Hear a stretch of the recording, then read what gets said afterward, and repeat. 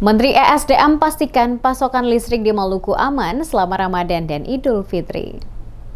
Menteri Energi dan Sumber Daya Mineral ESDM Bahlil Lahadalia memastikan pasokan dan distribusi energi di Provinsi Maluku aman dan lancar selama Ramadan hingga pasca Idul Fitri 1446 Hijriah. Hal ini disampaikan Bahlil usai meninjau sejumlah infrastruktur energi di Ambon pada Sabtu 5 April 2025, termasuk unit pelaksana pelayanan pelanggan atau UP3 Maluku, stasiun pengisian kendaraan listrik umum SPKLU di Jalan Sultan Hairun, serta SPBU Pertamina 84.901.05 di Wayame, Kecamatan Teluk Ambon. Pada kesempatan tersebut, Bahlil menyempatkan waktu berdialog dengan masyarakat guna mendengarkan langsung terkait pelayanan listrik sepanjang Ramadan hingga Lebaran di Maluku, terutama kota Ambon.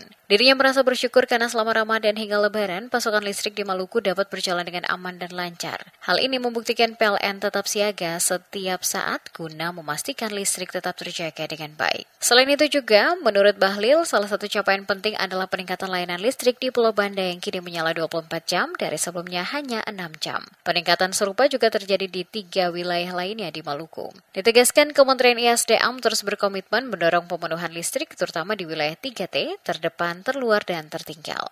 Alhamdulillah juga dari pemaparan dari PLN bahwa dalam hari raya Idul Fitri itu semua listrik kita bagus, tidak ada yang padam-padam, itu menurut laporannya.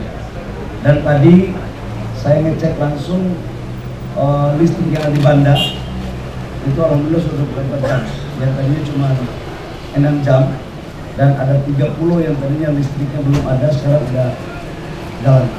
Dan program ini kami akan dorong terus untuk desa-desa yang lain, karena kita tahu bahwa kita masih mempunyai banyak wilayah 3T yang belum mempunyai listrik di desa-desa.